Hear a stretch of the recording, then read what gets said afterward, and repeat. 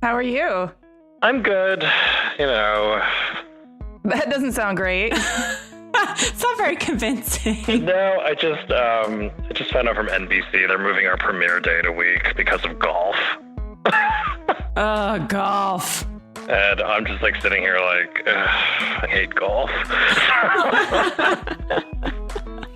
Anyway, so let's spend the next hour talking about how golf sucks. I think I could spend an hour talking about that.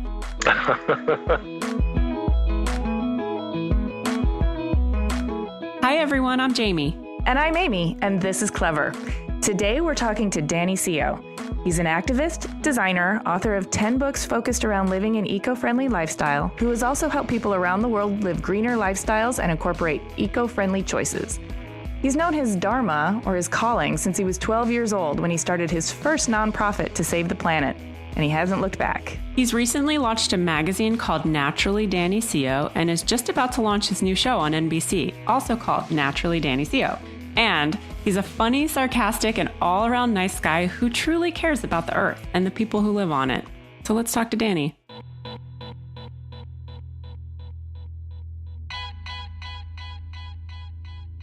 My name is Danny Seo. Today I'm in Lambertville, New Jersey, which is probably the most idyllic town in America you'll ever visit, about an hour and a half outside of New York City. But really, the city I live, work, and play out of would be at any airport in the country. And what I do for a career, I'm an author. I have a new cookbook that just came out. I'm a magazine editor. I have a magazine called Naturally Danny Seo.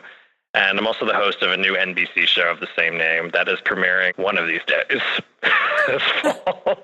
Okay, why don't you start by telling us all about your humble beginnings? Where did you grow up? Where were you born? What was your family like? Do you have siblings? What kind of kid was Danny Seo? I told myself I wasn't going to cry. No, I'm kidding.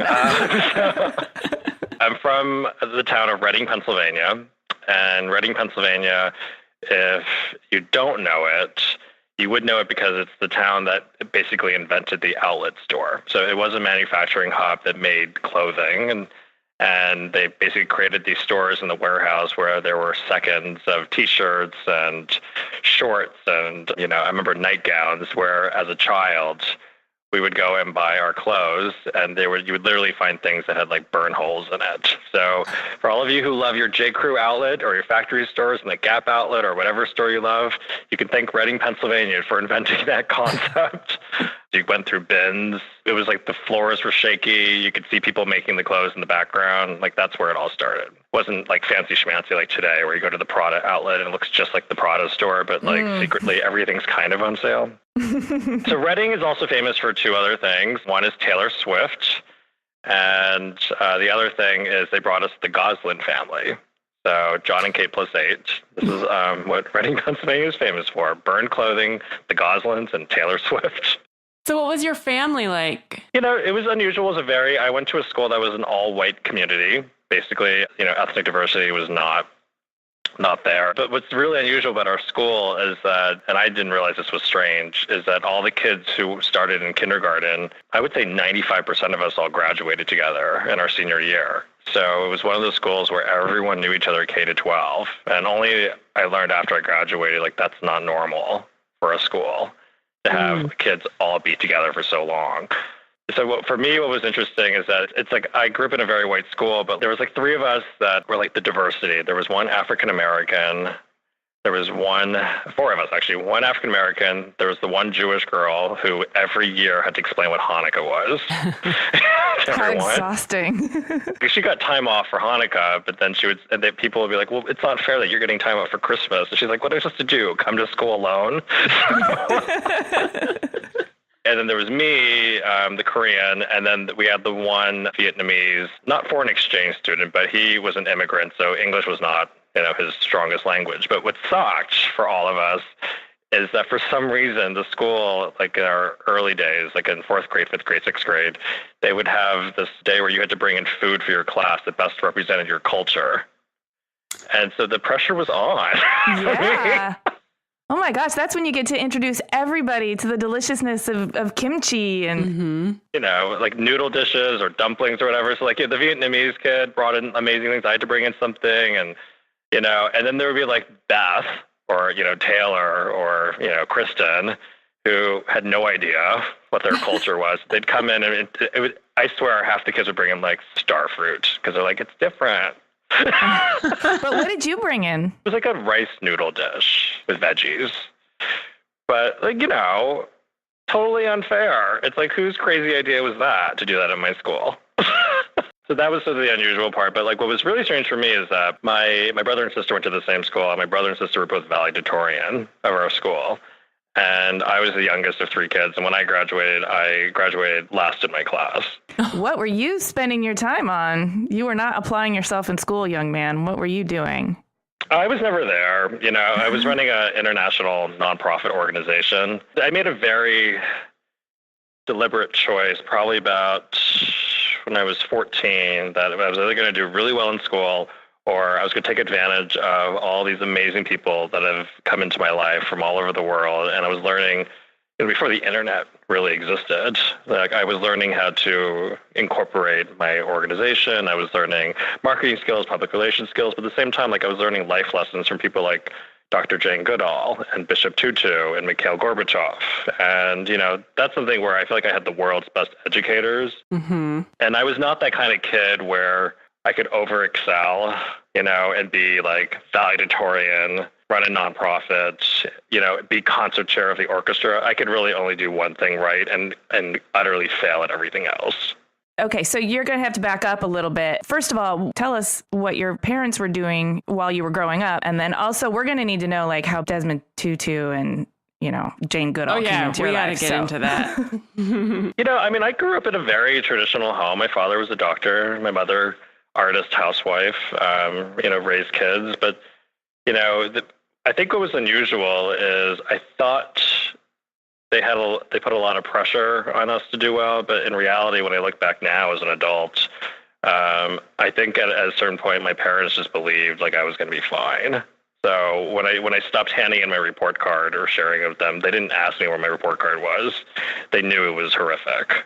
Okay. So, but at the same time, it's like I think even when I graduated from high school, I had a book deal in place. Like I knew that I wasn't going to be living at home, and so I got myself a book deal so I had a small source of income so that I could leave home and work for a nonprofit organization and sort of figure things out. So I think because they just saw that I was doing things on my own initiative still, it wasn't like I was like an after school special, It wasn't like someone needed to do an intervention on me. It's like I was very active in a lot of political and social causes, and I was working with attorneys on trying to stop development. I was doing all these crazy things, but as long as I didn't get myself arrested, that's all they cared about. But yeah, it's interesting to look back at it now because the internet it barely existed. I had a P.O. box for the organization and we corresponded through mail, and everything was done on like zip files, Like floppy disks or zip disks. Yeah, zip disks. Like everything was done on that, everything was done the old fashioned way. And I think what I liked about that is that I had to learn everything the hard way. And so when I wanted to incorporate the organization, with the IRS, because we were raising enough money, the IRS was saying you need to be a nonprofit organization. Like, my parents, the one thing they did is they supported what I did, but they never did anything for me.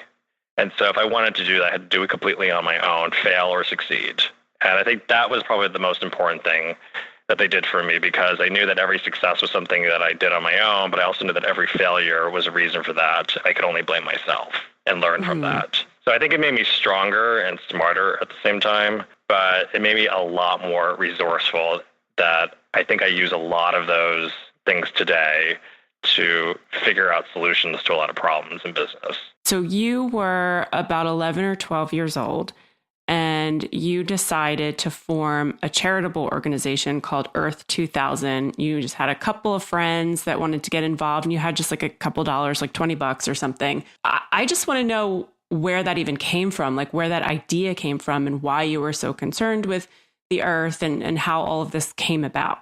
Well, my birthday's Earth Day. I think it's an unusual holiday. Like now it seems more commercial when you look at Earth Day on television and, when Rachel Ray is throwing like an Earth Day party on her show, it's sort of, I kind of laugh because I think about when I was 12 and Earth Day, it was like green peas and Earth First and people chaining themselves to redwood forest trees. There was nothing commercial about it. It was such a radical holiday. And I think when you're 12 years old and it was 1989, you're very naive and super idealistic. So I was naive just to believe everything I read, but I was idealistic enough to actually think maybe I could just change it.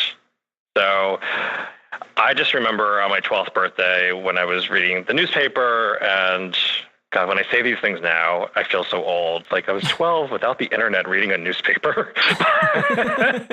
So, I decided for my 12th birthday, being idealistic and naive, that I would start a nonprofit. And basically, it wasn't like I wanted to start a movement. It was like, okay, I've got a couple of friends and, what can we do? Let's plant some trees and, maybe we can get some petitions signed and, we can distribute some flyers. And what I didn't realize, and this is what Deepak Chopra explained to me like many, many years later.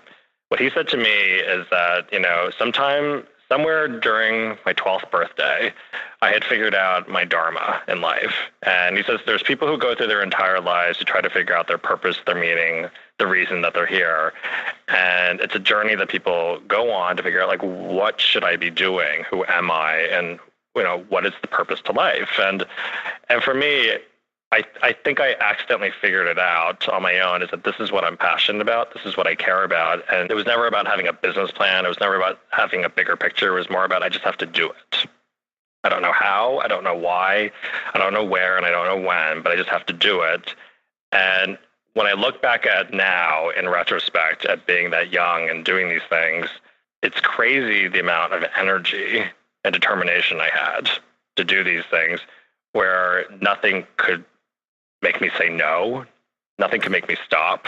And what types of things were you doing? That's the thing. I mean, we started off so small, and then it was like this organic movement without the internet, without social media, where other kids around the country would read our stories, like in magazines or in newspapers or in newsletters. Zines, were popular at the time. Mm-hmm. And they would write me postcards and letters to our P.O. box, and we would just slowly get more members. It's free to join, and I ended up getting tens of thousands of kids joining.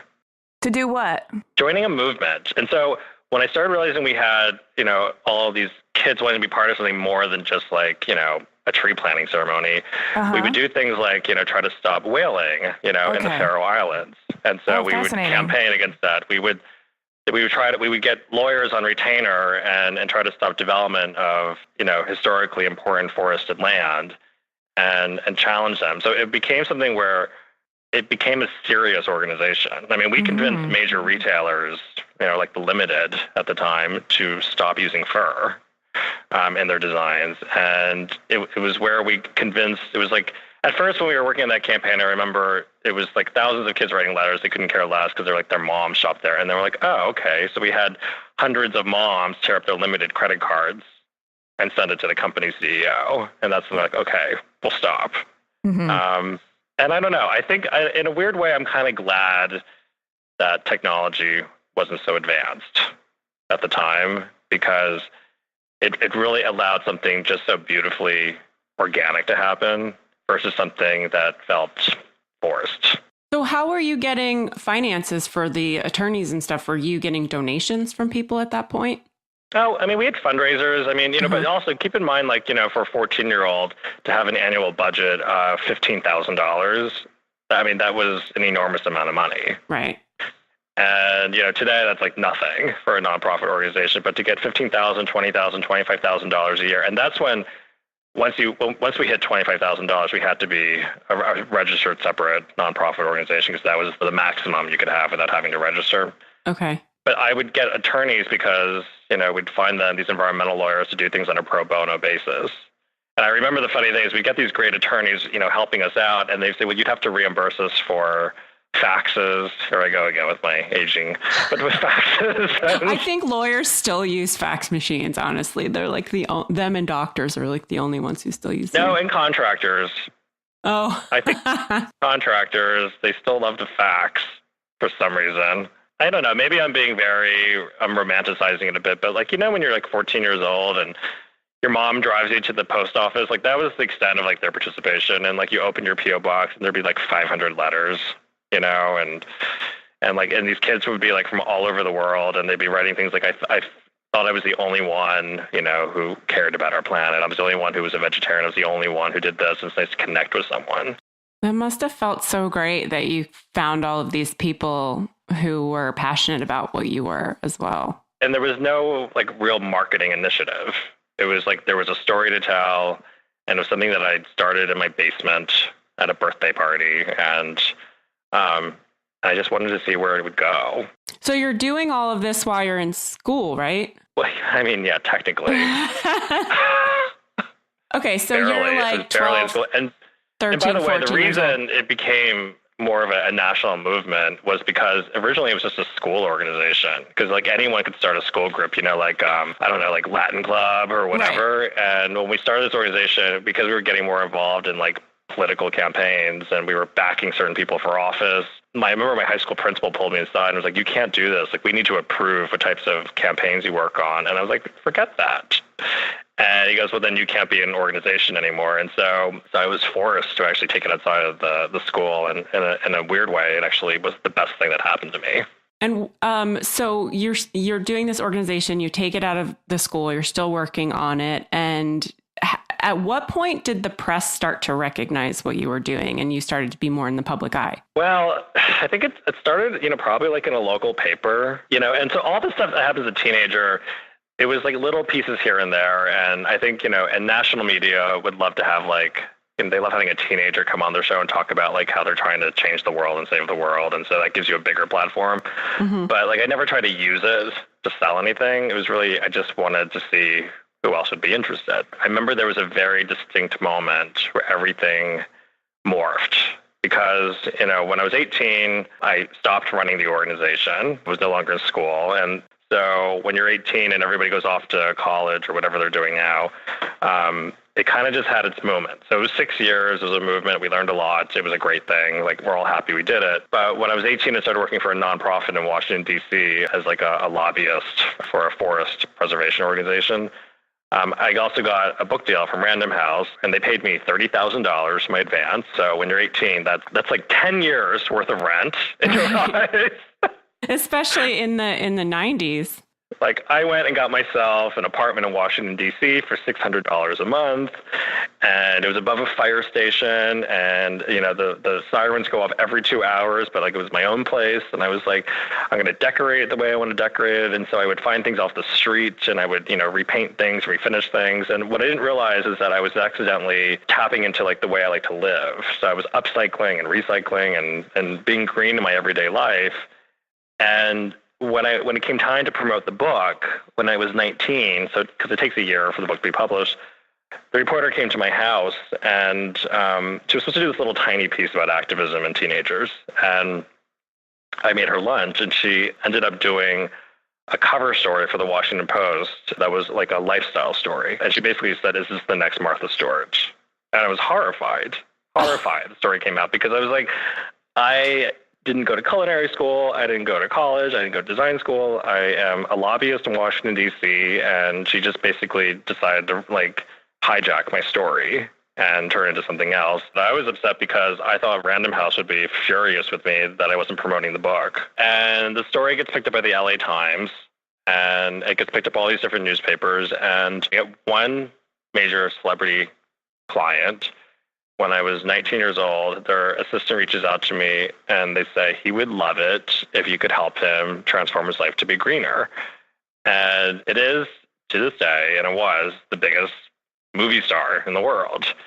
And to me, the horrific thing was, like, again, I was so horrified because I was like, I am not at all credible to do any of this. I should not be styling people. Like, I'm just doing what I like to live, just because I like to have nice things and have a nice home, but I don't want to buy new things. Mm-hmm. And basically what happened is that the more that I fought it, the more that I realized it's like there were a lot of people out there who could also buy into this type of lifestyle because it's what they were interested in, but at the same time, it was a different form of activism. So if you're somebody who couldn't subscribe to my idea of like, creating a petition drive or lobbying Congress or something like that, but maybe you could, be an activist in your own home for your family and the way that you cooked and decorated and cleaned and shopped for your family. Then I thought, wow, I have such a platform. Because I remember the one thing I did with him, I said, you should take a hybrid to the Oscars.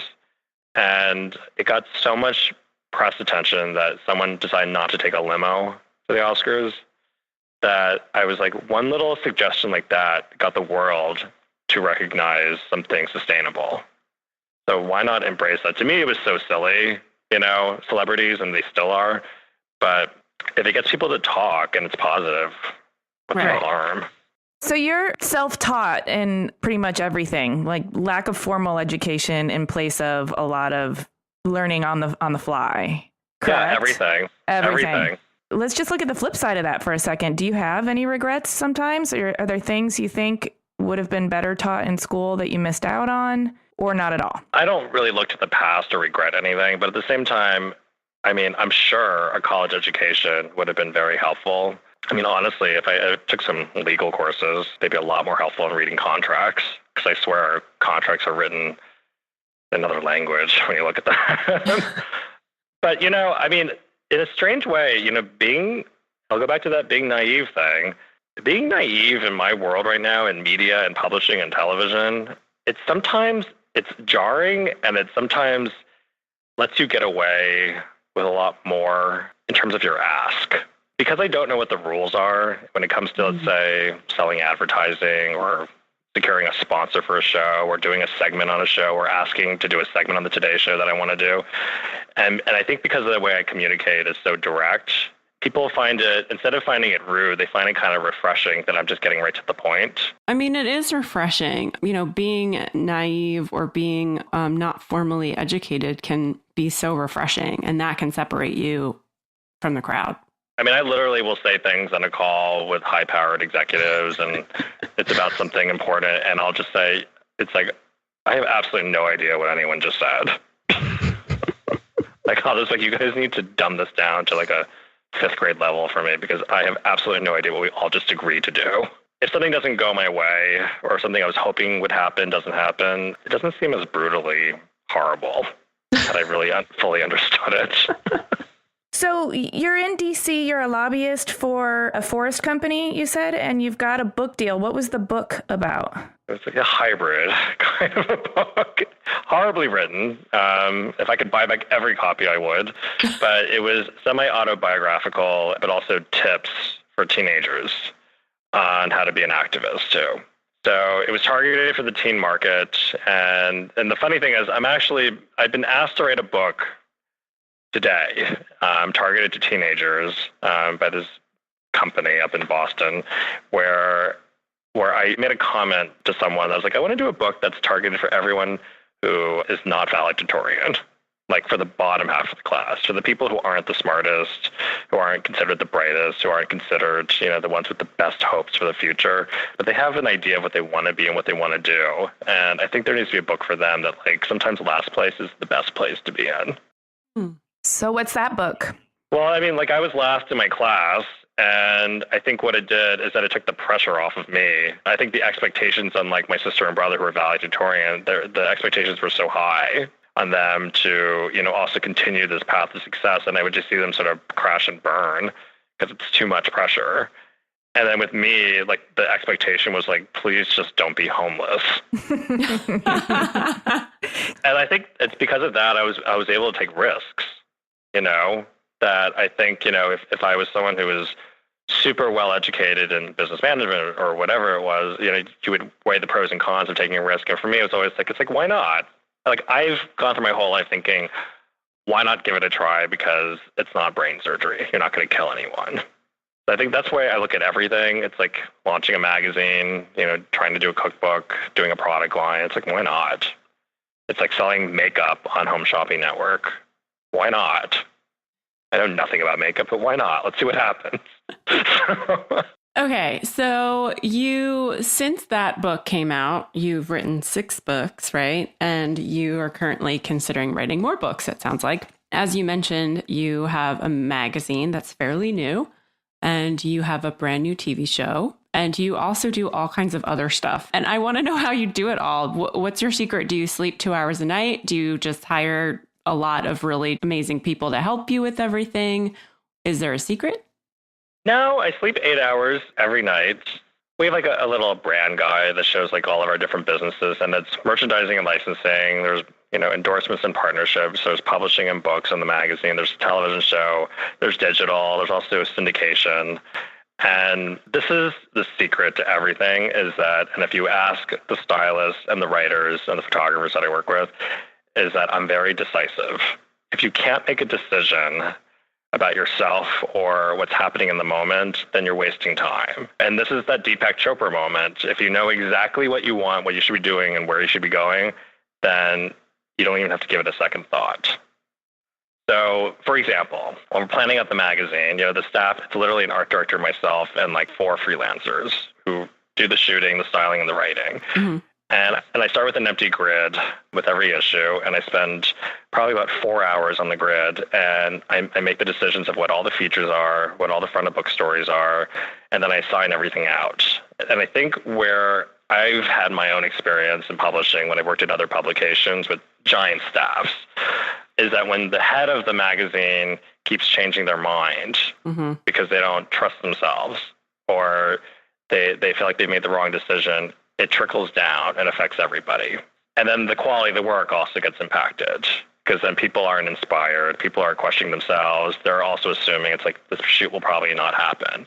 And so when you build a reputation where you empower people and trust people to create a level of work, but you also inspire them because they want to do that, then it eventually kind of has its own momentum and creates itself. Mm-hmm. And that's when I can move on to the next thing.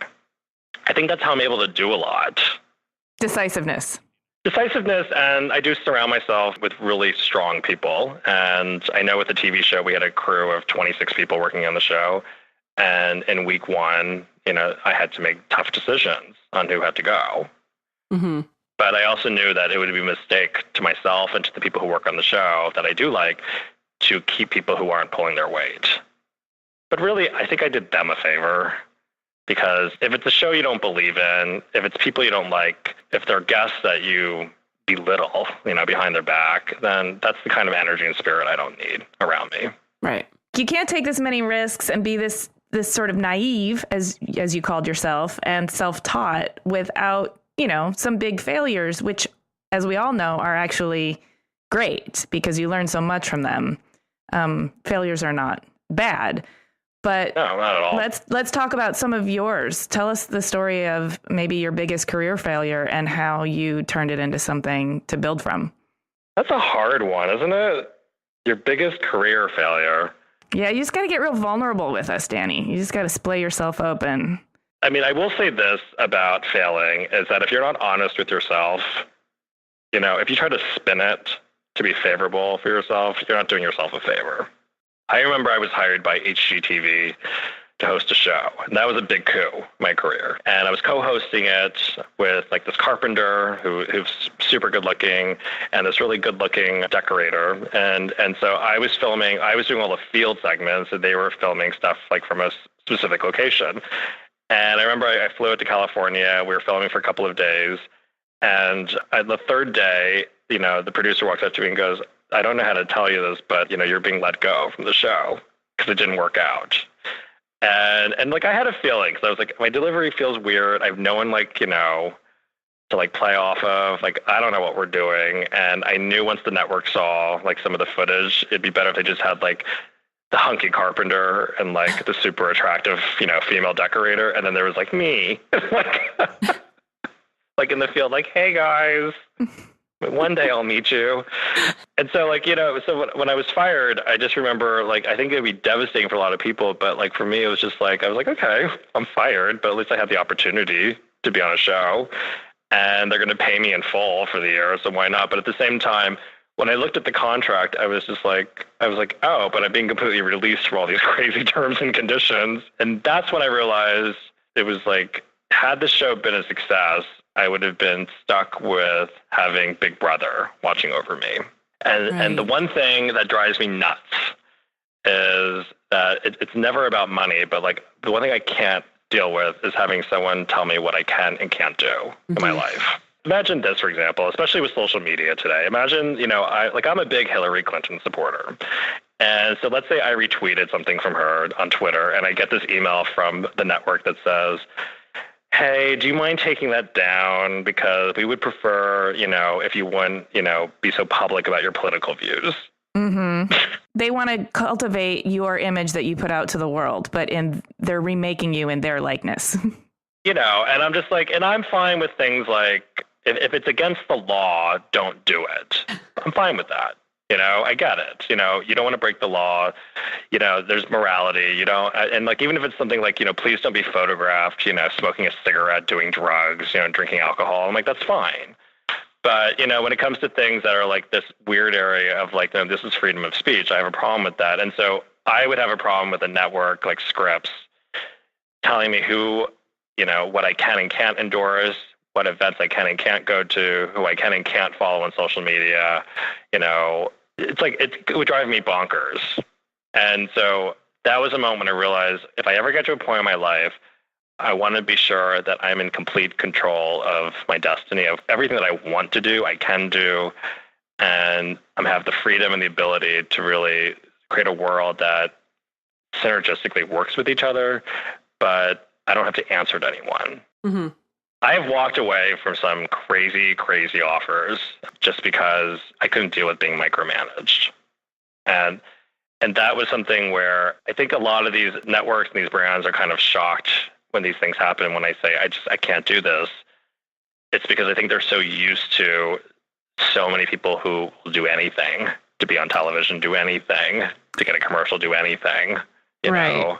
But I also think maybe you and I are on the same page with this, but I think they're doing a disservice to themselves. I think when you find a talent who is so decisive, who is so clear about who they are, and you let them be such a clear voice, then ultimately that ends up being more profitable and easier to build a bigger brand around than some sort of clay puppet that's being molded. I always feel like some of those networks are kind of like Subway sandwiches.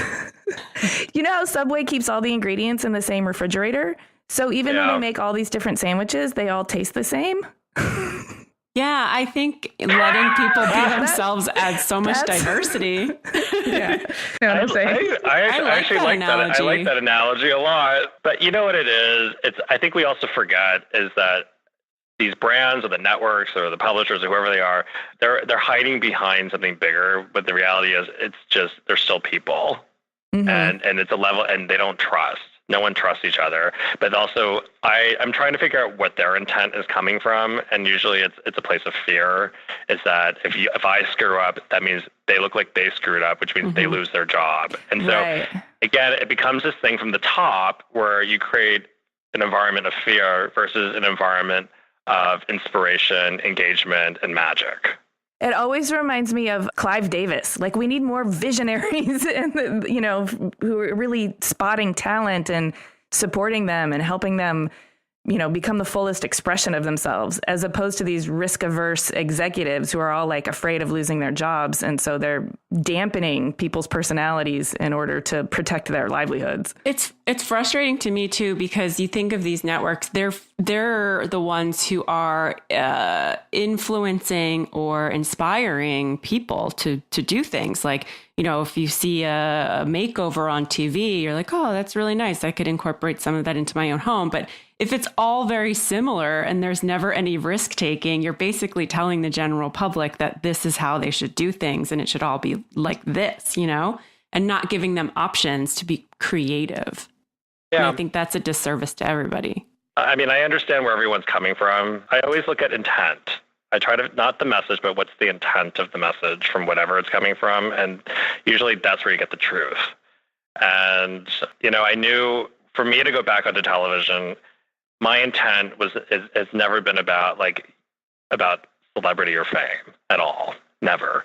It's always been about, I have a message to say. It goes back to my roots as an activist. I want to inspire, women and families on Saturday morning to make certain decisions. And I want the freedom to talk about, everything from food to personal care to your home to even craft projects that could have some meaning. And so when I had this idea to do the show, it took 3 years in development, and I knew one day all the stars would align. So when NBC was creating this new block, it was like the perfect opportunity to do it. All I have to do now is get golf canceled, and everything will be perfect. The thing that people don't know about me is that 20 years ago, I was probably the most famous person in one country. So it wasn't the United States, but I was the most famous person in Korea. And I would go to Korea, and I was doing advertising campaigns. I was in fashion campaigns. I would do a book signing and have 2,000 people standing in a blizzard waiting to get a book signed. And when you're 19, you make stupid decisions. And I believed everything, that I was the most famous person. I was inaugurating the president of the country, for Christ's sake. So I became kind of a dick. And when you're that young, you don't realize the impact you're having on yourself. At the same time, you don't realize you're being influenced to be such a horrible reflection of a human being because of what's happening around you.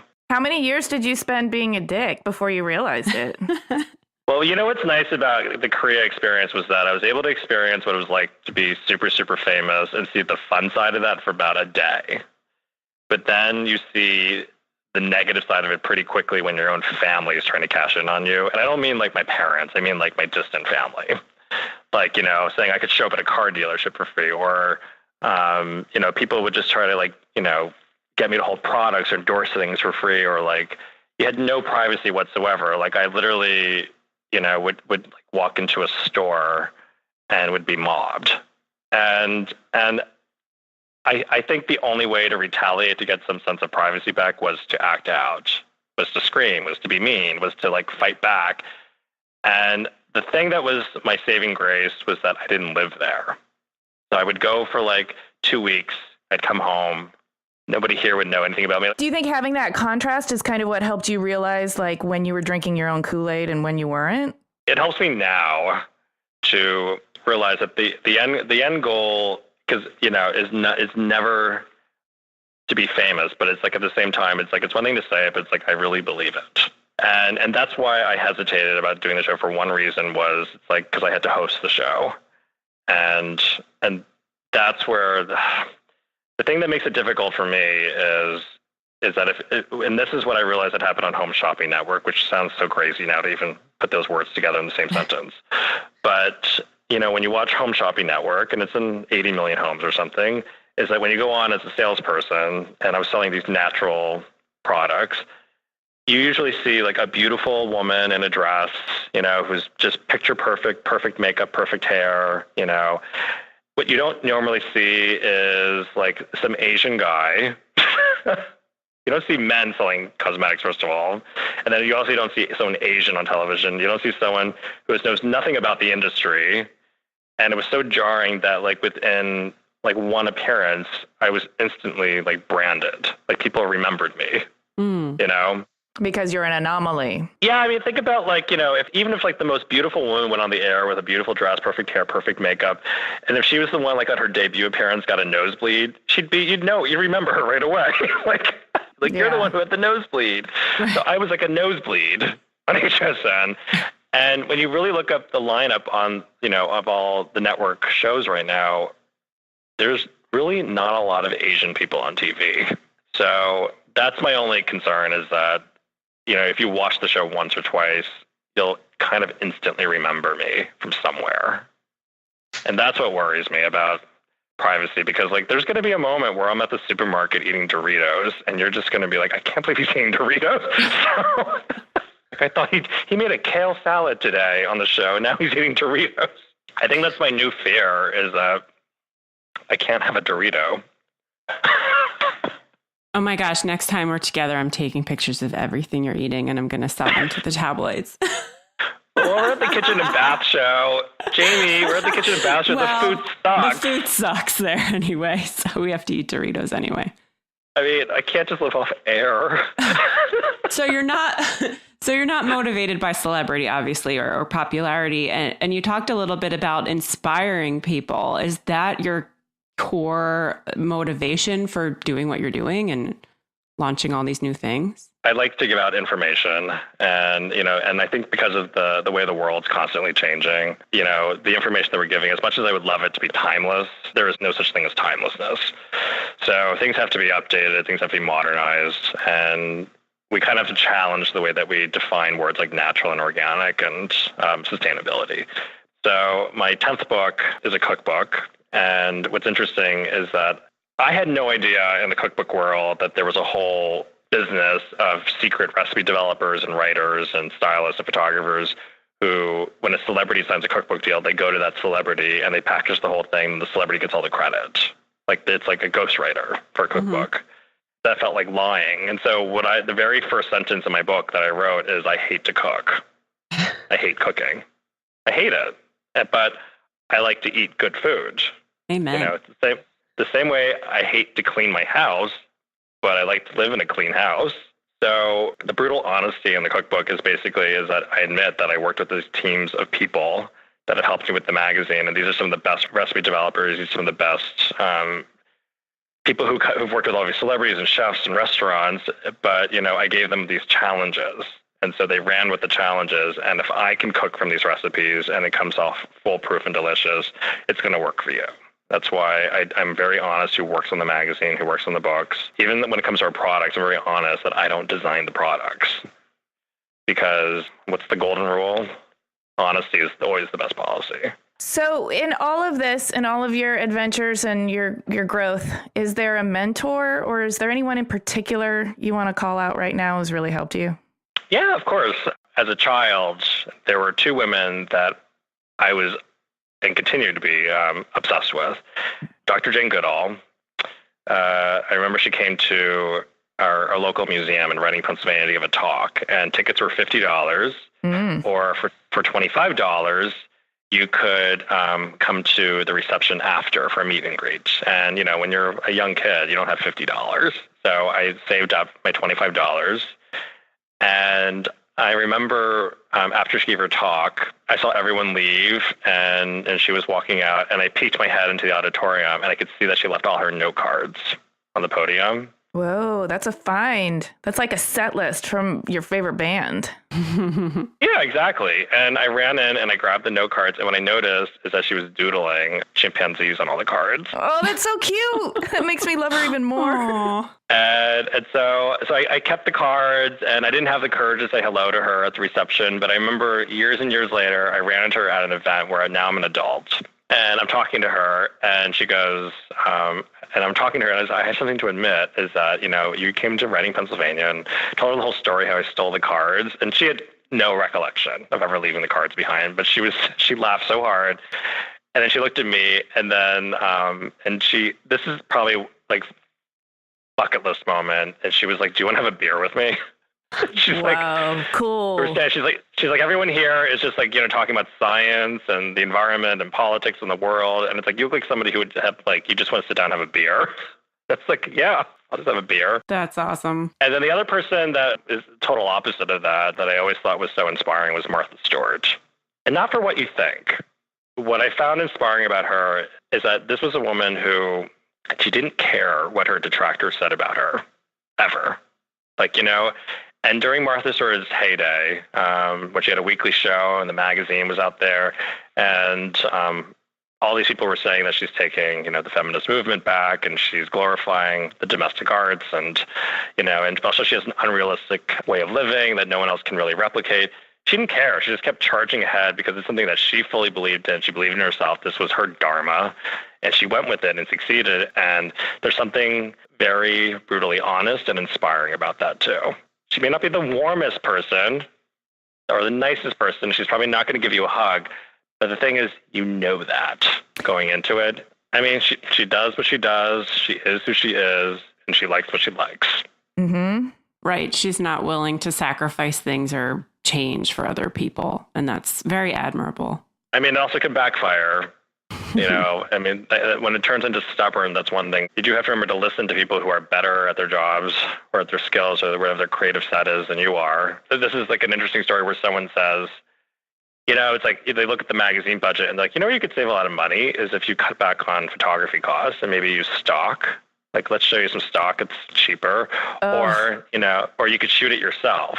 And I find it to be so dismissive to a lot of our photographers who've, studied the skill for so many years.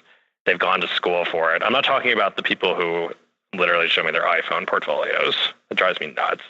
But people where they know exactly what they're doing. They know how to problem solve in situations where the lighting isn't, perfectly daylit. But I just see it to be such a slap in the face when a publication just uses everything that's just as cheap as possible. You got to celebrate the right people and do the right thing. But I also make it very clear to them, like, I hear you, I hear the frustration, and that'll never happen as long as it's under my watch. I don't know how we got to that conversation. No, I like this conversation. You manage a pretty big team. And I'm sure management, not really. Okay, the small team. It's really... What have you learned about managing? You know what it is? It's the quality of the work and not the quantity of time. And so for me, it's I don't need FaceTime in an office environment to show that you're dedicated to your job. What I care about is, like, if it takes you 5 minutes to get something done versus 5 hours, all I care about is the quality of what you accomplished. I also think honesty is a big thing for people too. And then I also found, I keep going back to the word intent, but when your intent is to do your best and to deliver your best, that's what matters. But if your intent is to harm others or to be a distraction or to bring harm to me, that's a whole other thing. So I remember we had this production assistant on the show. We were filming outside Portland, Oregon, and the keys to the car, to the crew car van, they were locked inside the van. And he was giving a million excuses. He's like, it wasn't me. I think it was the valet. And I was like, dude, like, it's fine. Like, if you did it, it's fine. You're not going to get fired. The goal right now is to get the keys out of the car. But I realized his intent was not to leave the keys in the car. His intent was to, multitask and try to be more efficient in packing up the car and getting us along the way. And he made a mistake. So even though, I think in that kind of a situation, I was told by our field producer, she's like, with any other talent, they'd be flipping out on them and screaming at them because we're late and everything's behind now. That's not true. That's painting a bad picture of talent. She's like, a lot of hosts would just freak out because, now they're stuck waiting 3 hours out in the middle of a parking lot. Okay. Well, I think there are a lot of just general assholes in the world, and some of them are talent. But I think they were just, but I was trying to explain because, the energy was this kid's an idiot, it's like we're behind now. And I, as the leader of this organization, I had to remember his intent was to do the best job possible today. And, mistakes happen. Yeah. I certainly believe, when there's an honest mistake, punishing somebody for an honest mistake isn't really going to do any good. Doesn't help anybody. Yeah. It's hard to articulate if you weren't there, but I could tell his intent was to do the best job possible today because he's learning every day. But when the guy came, to unlock the car door and they use that air bladder and a wire to open it. And we had a conversation that felt like what it would cost to do that. When he showed up, he goes, this is the price or I don't do it. That's when I was like, but your intent is to rip us off now. Yeah. Now it's a whole other game. And that's when I was like, team producers, team, lighting guys, camera guys, you can take that rage now and focus to get that price that we agreed to. So you and I have spent a lot of time together. And you have a very sarcastic sense of humor. And as you mentioned, you have no problem telling things like they are. Has this ever caused a problem or bitten you in the ass? Maybe you said the wrong thing to the wrong person? Oh, every day. Totally every day.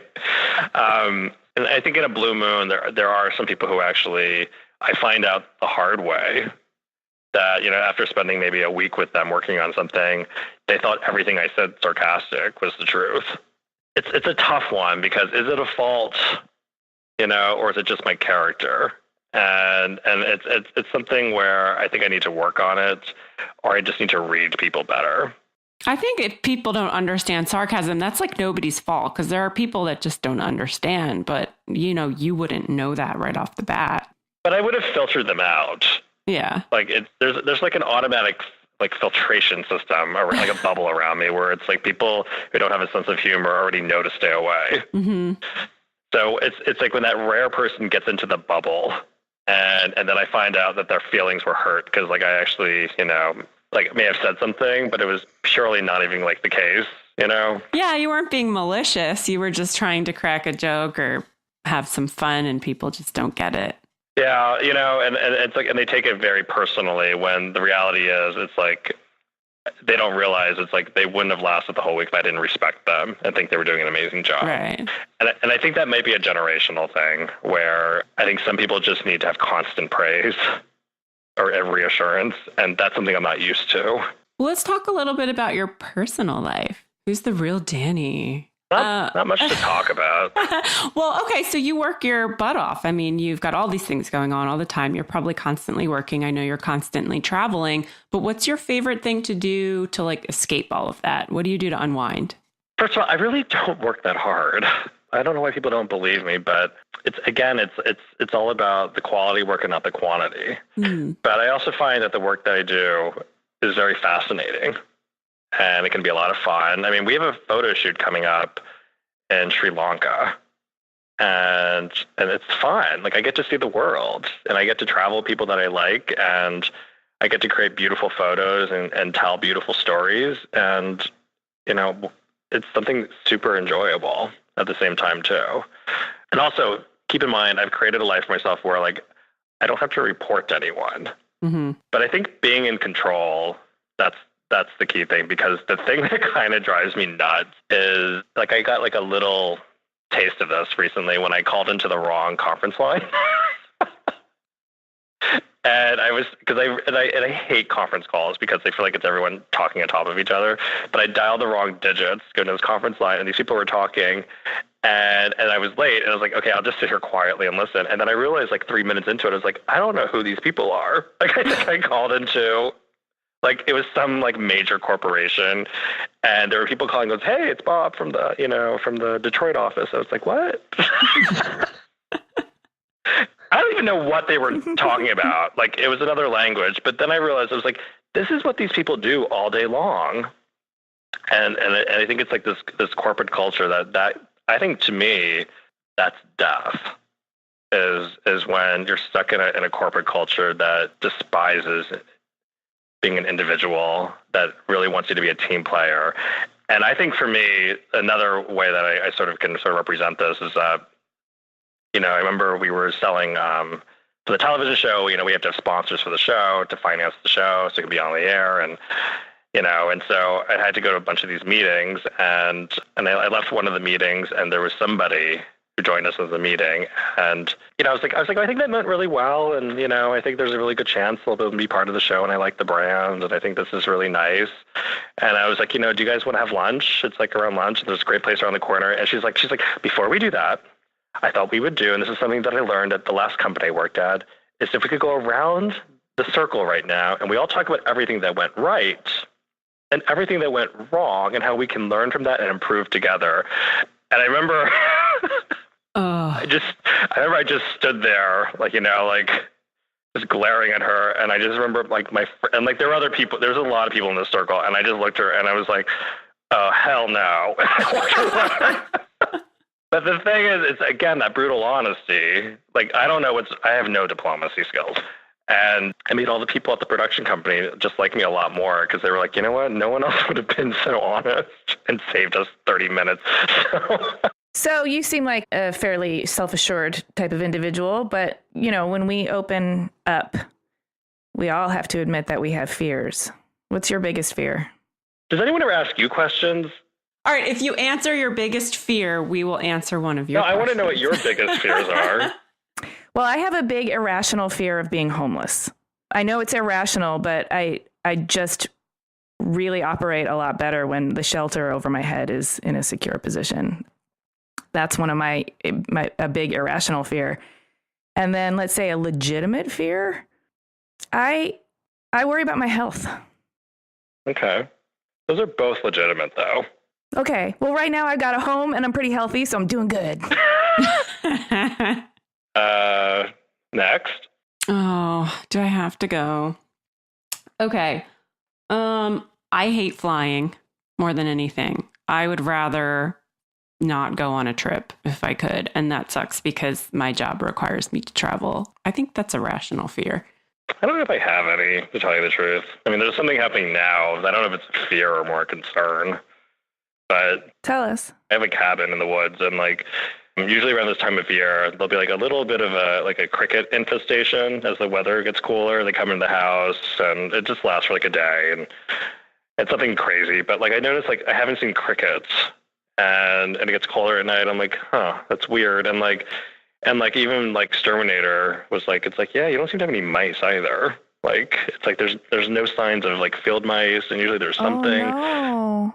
And I'm like, oh, I mean, that's good. I mean, these are all good things. I'm like, to the house, but I didn't do anything different. And then I was cleaning under, with the vacuum, and like the vacuum picked up like all this shed snake skin under the heater. And then I went and looked at the fireplace, and I noticed this little trap door in the fireplace, to scoop out the ash was just a wedge open that went to the outside. And so right now, every time in my house at night, I hear like a slight movement or something, I think there's a snake living in the house. But at the same time, I've kind of grown to accept it because I'm thinking, well, he's leaving me alone. I'm leaving him alone. He's dealing with your rodent and your bug problem for you naturally. And they can smell or sense there's a snake in the house. They're staying far away. And if he leaves me alone, that's fine. But like, I have this fear that like, he's just going to like attack me. So... It's pretty logical. I mean, if you see like if there's literally snakeskin shed on your carpet, yeah, he's in there. He's in there waiting like, for you somewhere. That didn't just like dropped off in the house, by accident. It's like, Jesus Christ, this is going to be like a nonstop fear fest in this house. I'm like Googling things like, can snakes climb stairs? Note to self, decline any invitations to be a guest at Danny's house in the near future. Okay, so you seem like a pretty laid back guy, even though you're incredibly driven. Do you ever hold grudges, or do you pretty much just let things roll off your back? Oh, I don't hold grudges. I think that's too toxic. But, if you hold a grudge against someone, it's usually you understand what the intent was, and then you know to stay far away. So what does your off-duty home life look like? Do you have a partner? Do you have family? Do you have pets? No, it's just me right now. And, I kind of look at all the people that I engage with, to be a family. I've got my immediate family, of course. But I think this is the tough one to figure out, because I think I figured out like what my personal mission in life is and what my professional life is and what my contribution to the world is. But, that would sound like someone who has like a pretty perfect understanding of who they are and what they want to do. But what I haven't really figured out is like what I want to do with my personal life. And it actually kind of reassures me that this is where I'm not really sure what to do, because it gives me a sense of humility, but also vulnerability too. Mm-hmm. So when you say you're not really sure what you want to do, does that mean you're not sure if you want to settle down? You're not sure if you're into monogamy? You're not sure if you're into men or women? What does that mean? Oh, as much as I have to answer that question, I can't. But we can move on. Without getting too personal, I respect your privacy. Is there anything you can elaborate for our listeners about what you mean by not knowing what you want? Because I just don't quite understand what you're saying. Do you feel like having a partner, like a solid relationship, would detract or distract you from your work or your life mission? No. Not knowing is not knowing. Not knowing is not knowing. Yeah. It's literally not knowing. It's like, it's like you don't have an answer. Because knowing what you don't know means you know something. And I literally don't know. So are you still close with your parents and your two siblings? Yeah, of course. You have lived like a lifetime in the small time that you've been on this planet. And you've got all kinds of stuff happening between your magazine and you've got all your books and now you've got a show. I was going to ask you what's next for you, but I assume that the most exciting thing that you have coming up is the launch of the new show, right? That's every Saturday morning on NBC. I'm excited for that. Trying to think of what else is going on. There's a lot of charity things that I really like. Ooh, what do you have coming up? Anything that people could get involved in or should take note of? This is something I actually never talk about because all the nonprofit work and the charity work I keep super private. So there's a lot of organizations that I fundraise for, I work behind the scenes, I anonymously support. It's not because I don't think they deserve attention. It's that I'm mindful of the fact that it could be perceived that I'm trying to exploit charitable work, to promote my for-profit business. And so I think the easiest thing is just to be completely quiet about it. This isn't my money, so I can say this. For the show, we had a sponsor for the show for our cooking segments, and they gave us, thousands upon thousands of dollars worth of gift cards used at their supermarkets to buy ingredients. And when we were done, our production manager was like, oh, let's give out all the gift cards to the entire crew. And I was looking at them, I was like, this is thousands of dollars. I'm like, let's just give it to a food bank. And so because I knew as a kid, I remember I used to volunteer at a food bank, they would say it's for us, the best gift is cash because we can really go out and buy what we need versus getting, baby corn. Right. So when we donated it, it's they were like, should we film a little video? Do you think you should? I was like, no, you're going to send it anonymously in the mail to them.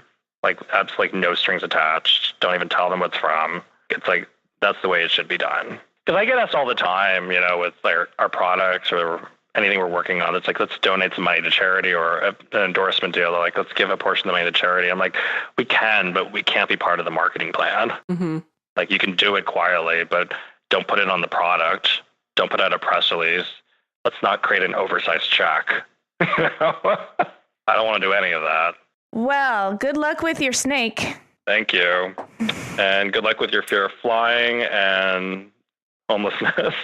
I think we're all going to be all right. Yeah, I think so. Thank you, guys. This was fun. I appreciate it.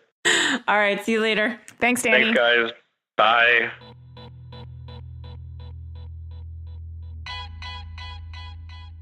So that was kind of an interesting conversation. Mm-hmm. I mean, he gets a lot done in a day, and he's lived a lot already. I feel like he was a bit guarded with us, though. I wish we could have learned a little bit more, but I get it.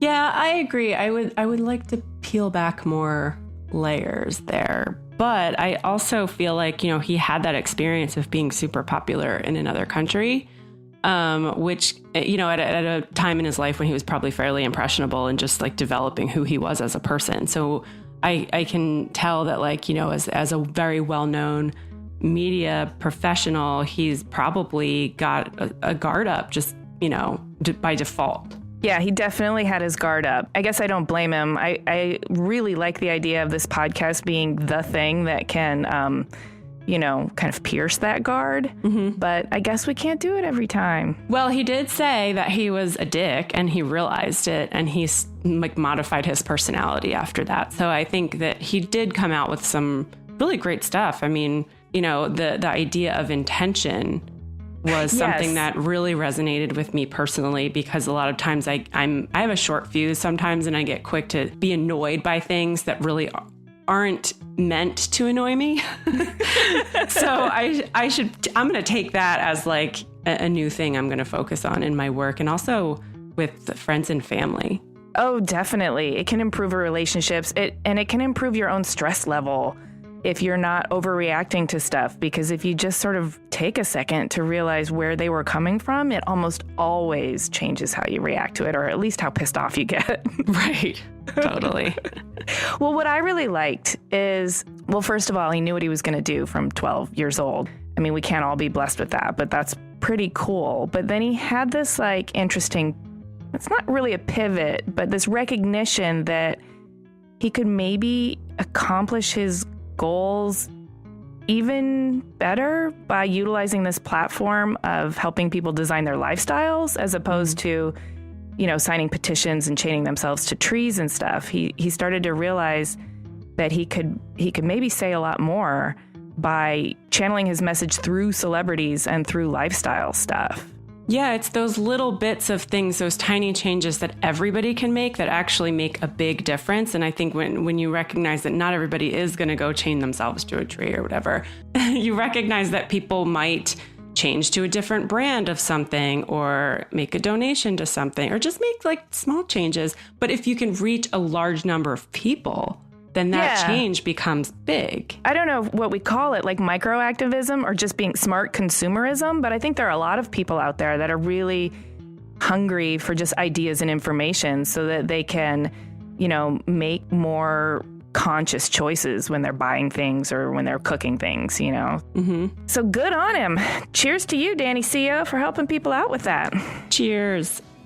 Thanks for listening, guys. Subscribe to us on iTunes or wherever you get your podcasts, and be sure to sign up for our newsletter, read the show notes, and see images of Danny Seo at work at cleverpodcast.com. And you can also connect with us on Twitter, Instagram, and Facebook at Clever Podcast. We love hearing from you, and we really appreciate your feedback.